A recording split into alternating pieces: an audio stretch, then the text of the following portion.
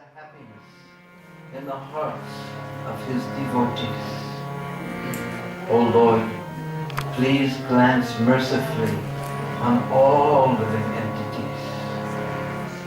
All glories to the crest jewel of teachers and the king of brahmanas. All glories to all the devotees of Sri Caitanya Mahaprabhu.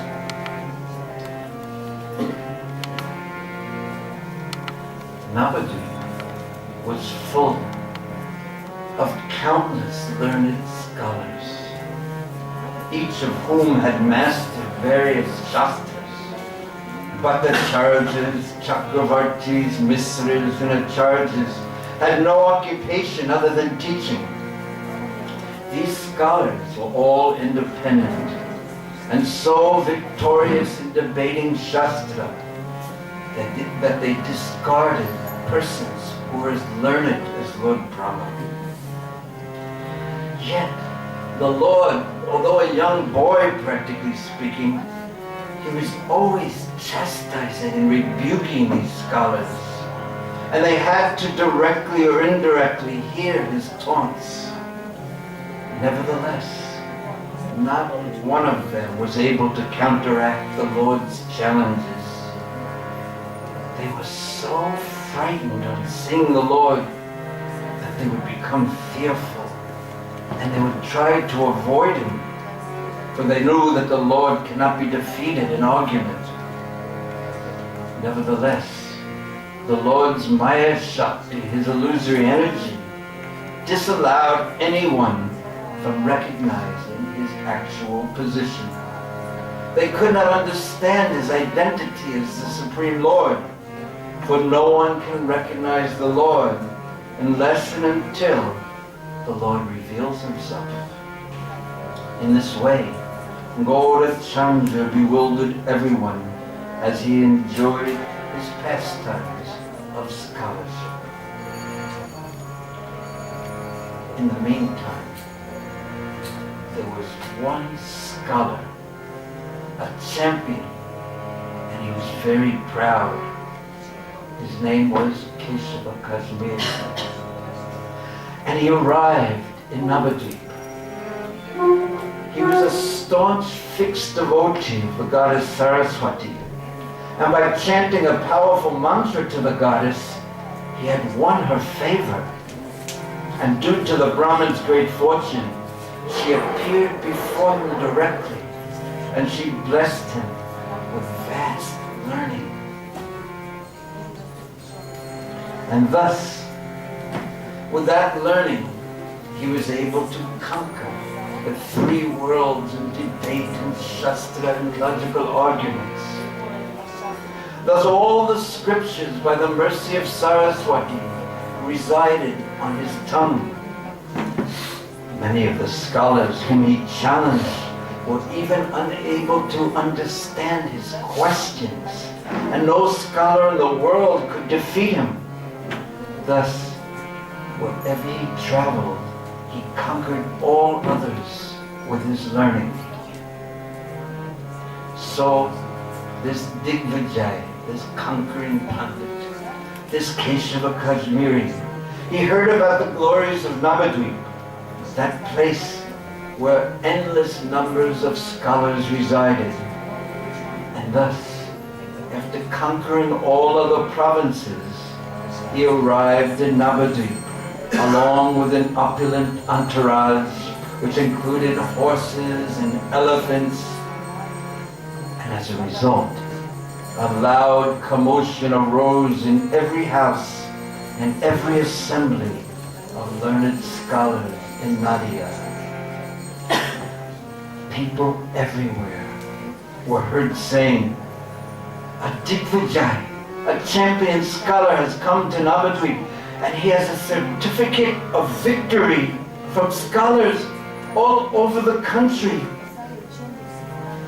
And when the Navadvip scholars heard that he was favored by the goddess Saraswati, they began to worry. Of all places of learning throughout Navadvip surpasses all. And if this Digvijaya is victorious here, then all the scholars from all over the world will condemn us. They will ridicule us. But how could any one of us debate one who has achieved the blessings of Saraswati herself? Since Saraswati resides on his tongue, how can a mere human debate with him?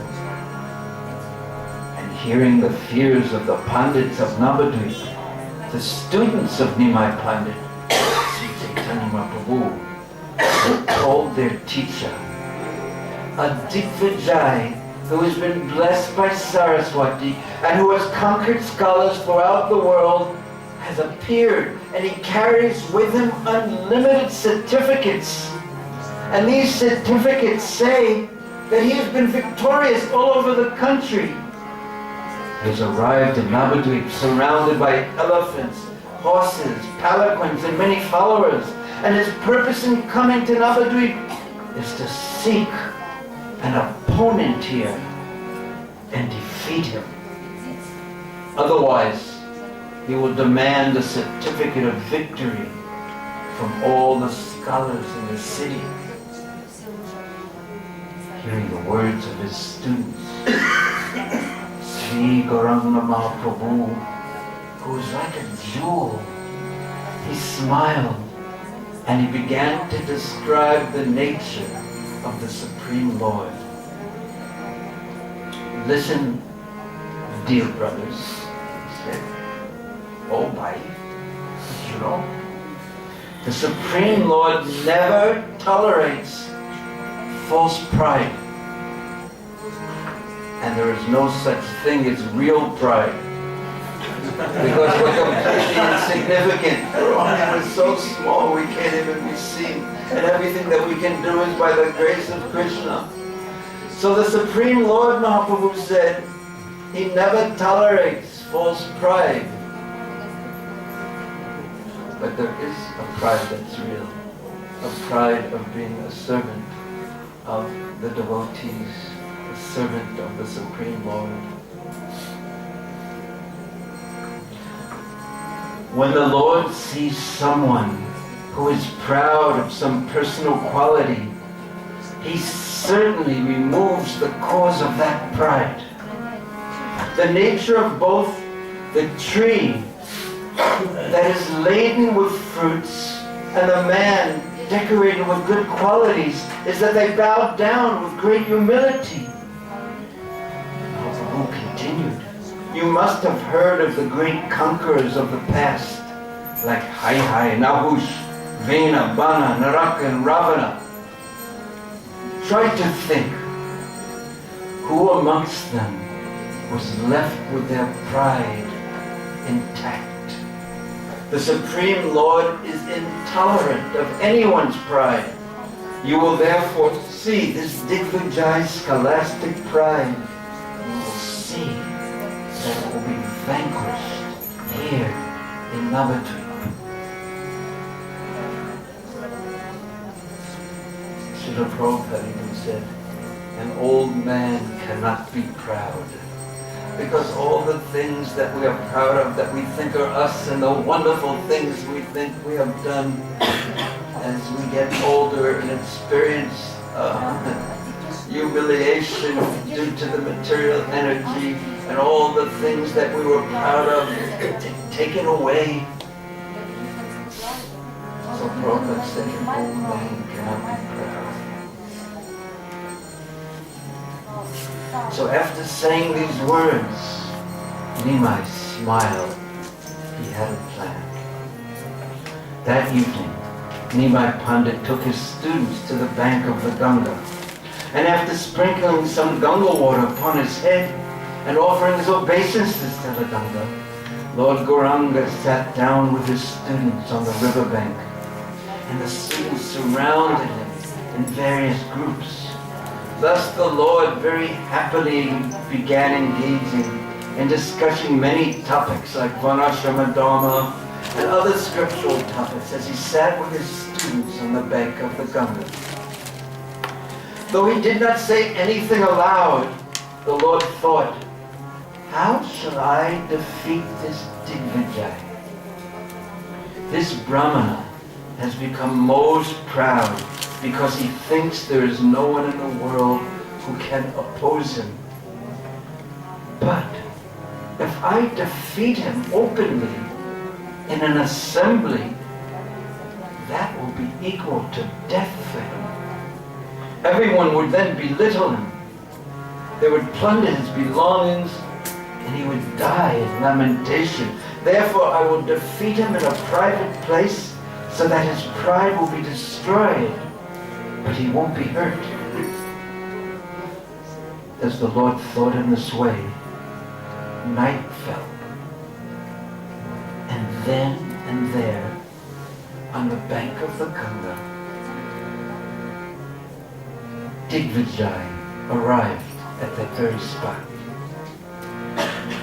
There was a full moon and the sky was clear. And the Ganga looked so beautiful and enchanting. As the Lord sat with his students, his attractive form was unequaled throughout innumerable universes. A smile decorated his moon-like face, and his beautiful eyes showered glances of mercy. His teeth defeated the luster of a string of pearls, and his reddish lips resembled the color of the rising sun. And he was full of compassion, and all the limbs of his body were delicate. His head was adorned with beautiful black curly locks of hair. His dress was divine. His neck resembled that of a lion. And his shoulders were like those of an elephant. Such power. His body was large, and his attractive chest was adorned by Lord Ananta Shesha in the form of a beautiful Brahman thread. And an enchanting mark of tilak decorated his forehead. His beautiful arms reached almost to his knees, and the Lord wore his cloth just like a sannyasi, and he sat with his right foot on his left thigh. The Lord explained Shastra. He established correct statements as incorrect, and then he broke those apart and established incorrect statements as correct. And all of his students sat in groups and surrounded him. And seeing this wonderful scene, the Digvijay was astonished and wondered, could this be Nimai Pandit? Digvijay remained unrecognized as he gazed steadily at the Lord's beautiful form. He then asked one of the students, who is this Pandit boy? What is his name? And the student replied, he is the famous Nimai Pandit. The best of Brahmanas then offered his obeisances to the Ganga and entered the Lord's assembly.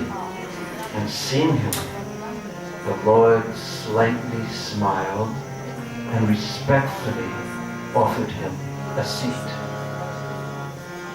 Although the Digvijay then offered his obeisances to the Ganga and entered the Lord's assembly, he was very brave by nature, and he was a champion of learning. But upon seeing the Lord, he nevertheless felt fear. For one of the Supreme Lord's natural characteristics, that the very sight of him produces fear. But not in Krishna Balaram, my dear. After exchanging a few words of introduction, the Lord began to inquire, saying, there is no limit to your poetic ability, and nothing escapes your ability to describe it. I request you to please recite some of the glories of the Ganga, for by hearing such glories, everyone's sins will be destroyed. Hearing the Lord's request, the Digvijay immediately began to chant verses of his own creation and glorification of Mother God. Who can understand the countless verses that the Brahmana so quickly recited? His recitation was like the deep rumbling of clouds. Since Saraswati Devi personally resided on his tongue, whatever he spoke was completely accurate, and no human could refute or challenge with his words. Practically speaking, no competing scholar could even understand him. The Lord's thousands of students all became speechless on hearing these descriptions. Ram, Ram, they called out, how wonderful! Can an ordinary human being speak like this? Although wonderful combinations of words and meaningful literary ornaments decorated each verse of the Digvijay's poetry, he nevertheless continually recited in this amazing way for 3 hours without coming to an end, and each verse was beautiful, poetically composed, decorated with alankara, and completely original.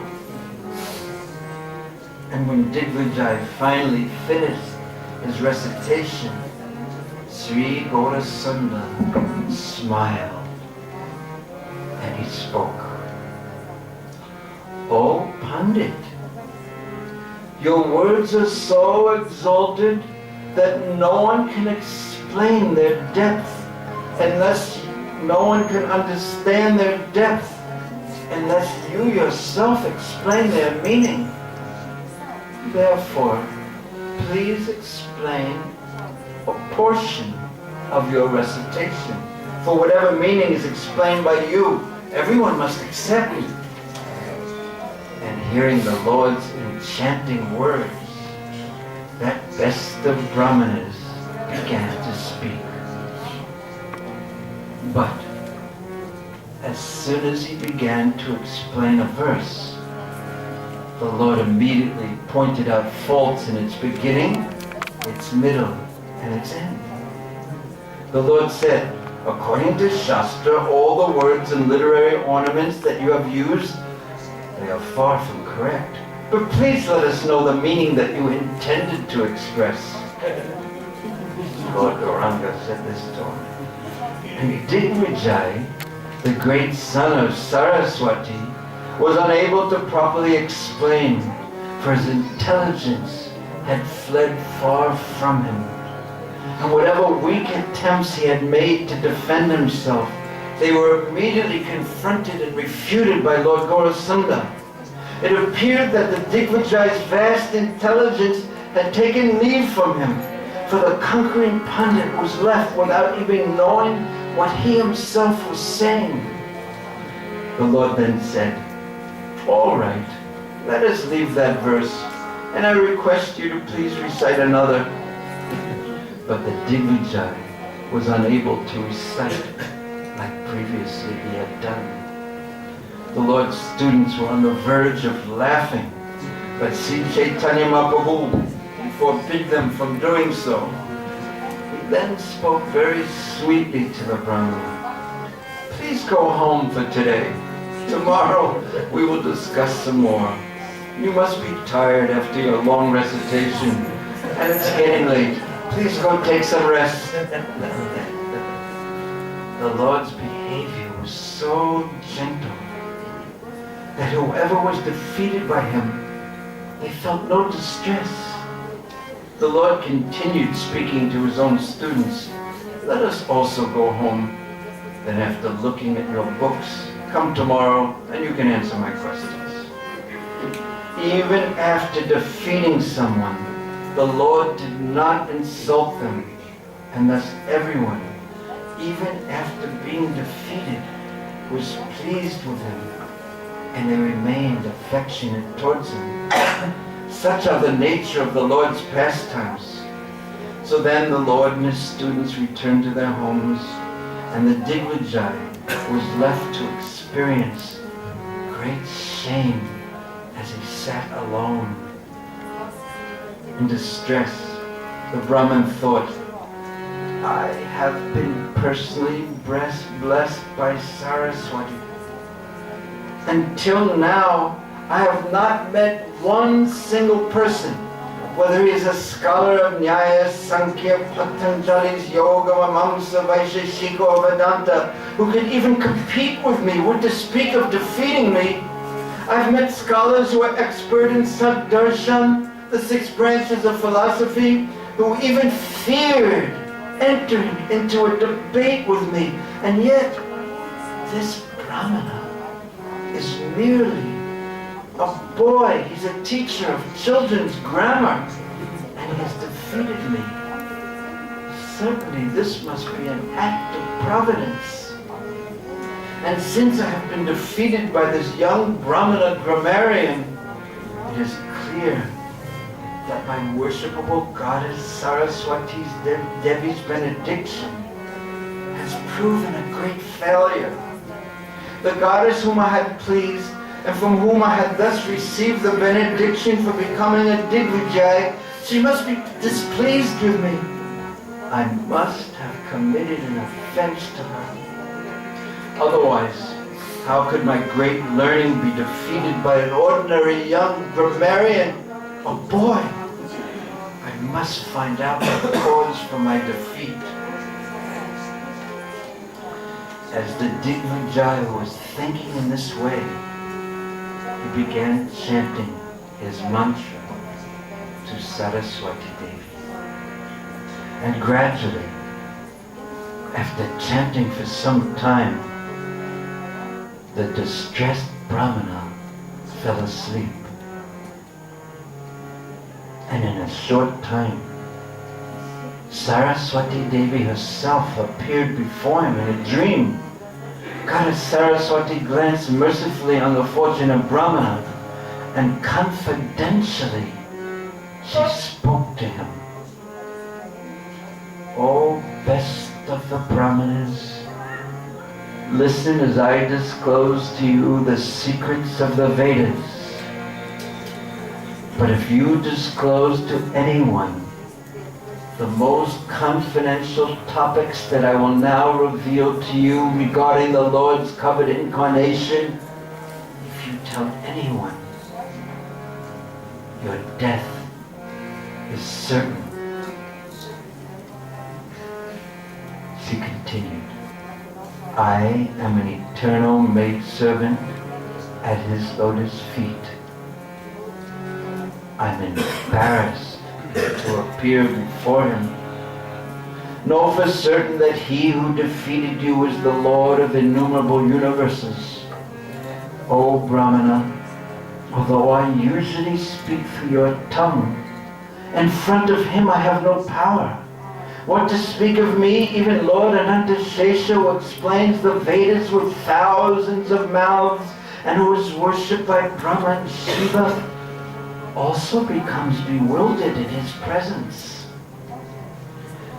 That person who you considered a young grammarian, a boy, is actually the Parabrahma. He is eternal, he is pure, he is complete.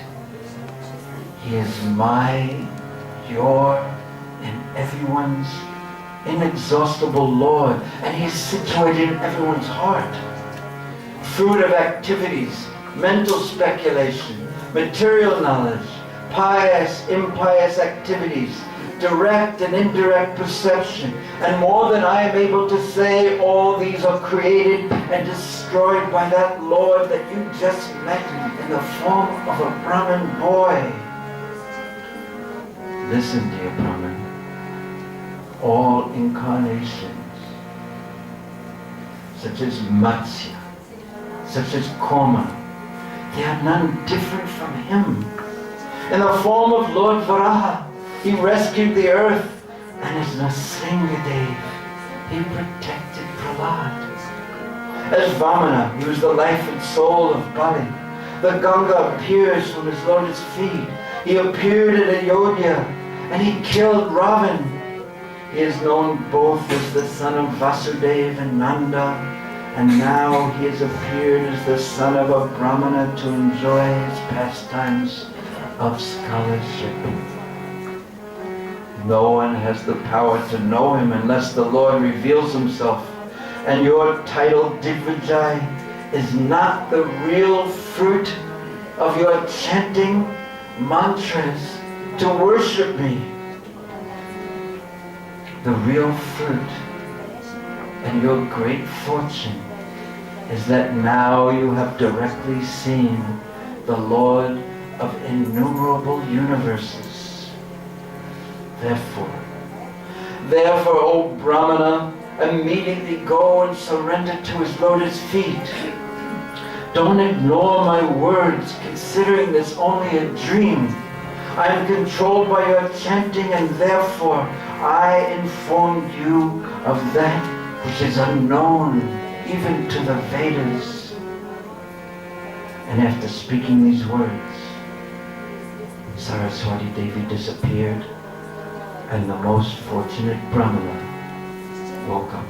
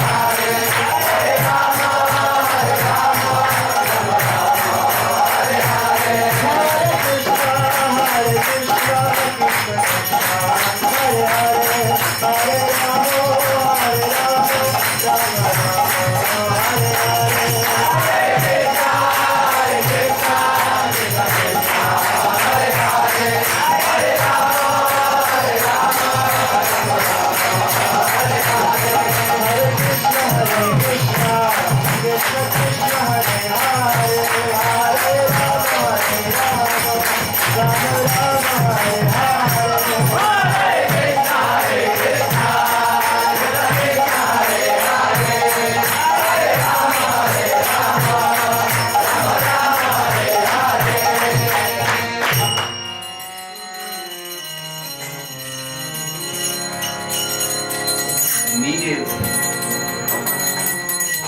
after Saraswati disappeared and the Brahmana woke up, he rose from his bed.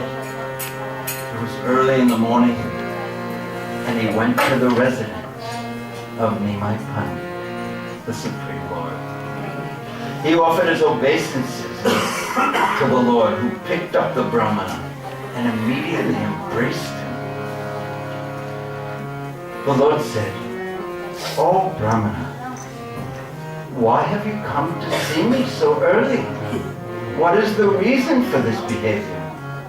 And the Brahman replied, "It is all due to your merciful glance." The Lord said, "You are the champion of learning. Why are you treating me like this with so much respect?" And the Digvijay replied, "Please listen, O King of the Brahmanas. By worshipping you, all one's activities become successful. You are the Supreme Lord, Sri Narayan, but you have appeared in Kali Yuga in the form of a Brahmana. Who has the power to recognize you?" Doubts arose in my mind when you asked me questions that I was unable to answer. Oh Lord, all the Vedas confirm that you are devoid of pride. Although you defeated me, you left me with my prestige. No one other than the Supreme Lord can act as you have acted. You are certainly of Narayan. I have met with innumerable scholars wherever I have gone. Bangladesh, Kashi, Gujarat, Vijayanagara, Kanchipuram, Bengal, Andhra, Orissa. What to speak of refuting my statements? I could not do that. But these scholars couldn't even understand my words. Yet despite my unlimited scholarship, you have easily defeated me. And this is not an astonishing achievement for you, for you are the Lord of Saraswati. He personally told me this. And I have come to Navadvip at a most auspicious time, because despite my scholarship, I was drowning in the dark well of material life. And yet, somehow I saw you. I was bewildered by nescience, bewildered by material desires. I was cheating myself as I wandered throughout the world, for I was forgetful of my eternal position. And now, by some great fortune, I have met you. Please place your merciful glance upon me, and now deliver me. It is your nature to engage in the welfare of others. Indeed, there is no shelter or source of compassion other than you. Oh Lord, please instruct me in such a way that I may have no material desires within my heart. Hearing the Brahman's submissive words, Lord Gaurasundar smiled and he replied, "Listen, O best of Brahmanas, you are most fortunate, for Saraswati resides on your tongue. But conquering the world is not the proper use for knowledge. Knowledge is only meant for the Supreme Lord's worship. When one gives up his body, he will neither take with him his wealth nor his reputation. Devotees therefore renounce material endeavors, and they serve the Lord with firm determination. Therefore, O Brahmana, give up all material association, and immediately begin to worship the lotus feet of Krishna with devotion. Until the time of your death, serve Krishna with great confidence and know without doubt that the goal of knowledge is to fix one's mind on Krishna's lotus feet. Devotional service to the Supreme Lord is the only gain that has any substance throughout the three worlds. And after saying this, the Lord embraced the Brahmana. And by being embraced by the Lord of Vaikuntha, the Brahmana was freed from all material bondage. Nimai Pandit then said, what Saraswati told you in confidence should not be disclosed to anyone. For disclosing confidential topics, it lessens one's life and it checks his next life's advancement. Thus, after receiving instructions from the Lord, that best of Brahmanas offered him repeated obeisances, and then he departed in great satisfaction. Renunciation, knowledge, and devotional service, all three immediately manifested within his body. Then the Digvijaya, with his pride destroyed, became more humble than a blade of grass. He gave all his elephants, horses, palanquins, his wealth, and whatever other assets he had accumulated. He gave them all in charity to suitable persons. But nevertheless, he continued his travels, but now as a detached person. Such are the pastimes of Sri Gaurasunda. The natural characteristic of his mercy is that a person renounces even the position of a king to take the position of a mendicant.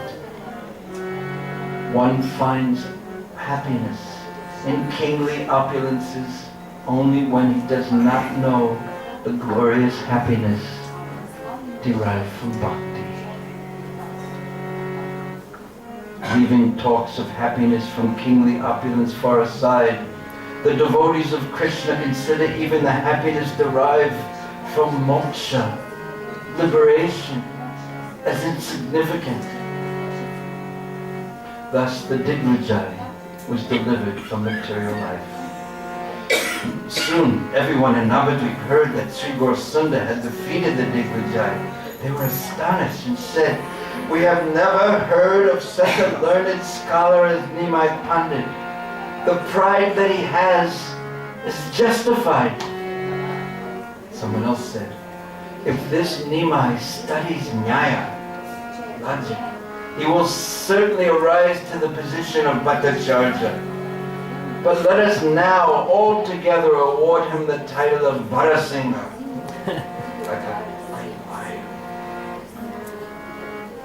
Amazingly, after glimpsing the Lord's power, people still remained unable to recognize him due to the Lord's illusory potency.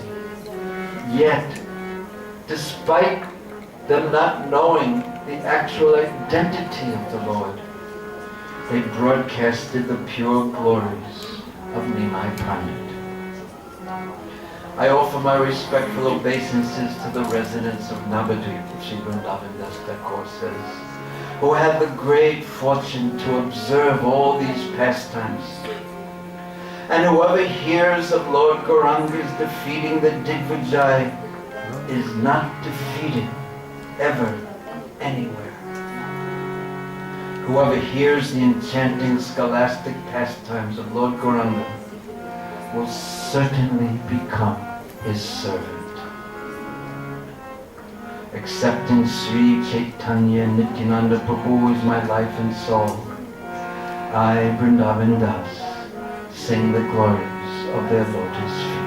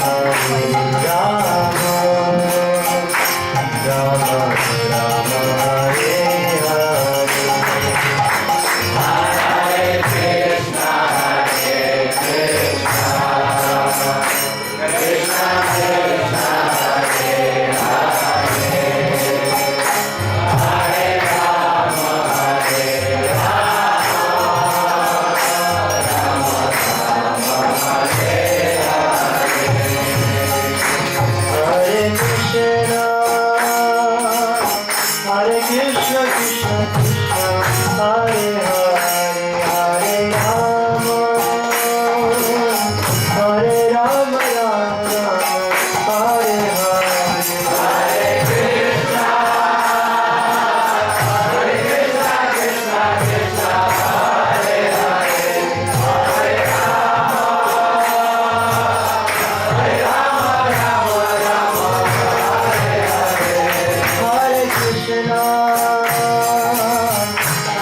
Krishna, Krishna Krishna, Hare Hare, Hare Rama, Hare Rama,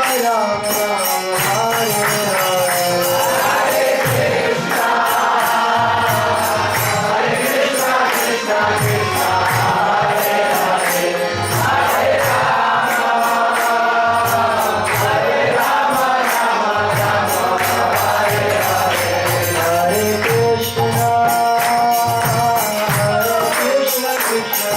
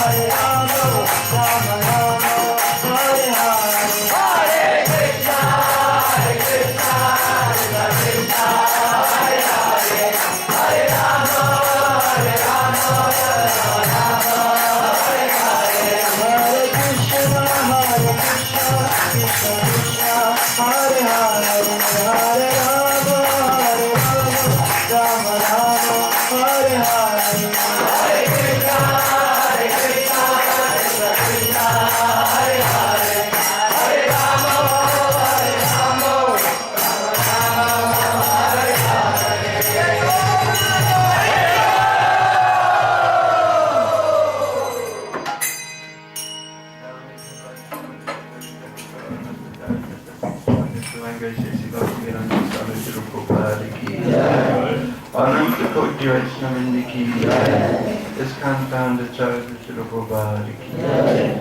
Prem se kaho Shri Krishna Caitanya Prabhu Nityananda Sri Advaita Gadadhar Srivasari Gaur Bhaktivinoda ki jai. Sri Sri Radha Krishna Gopinath Shyamakunda Radhikunda Giri Govardhan ki jai. Sri Vrindavan Dham ki jai. Sri Navadvipa Dham ki jai. Ganga Mai ki jai. Samuna Mai ki jai. Bhakti Devi ki jai. Tulsi Devi ki jai. Samaveda Bhaktivinoda ki jai. All glories to Samudra. All glories to Samudra. All glories to Samudra. All glories to Sri Sri Guru Gauranga Gaur.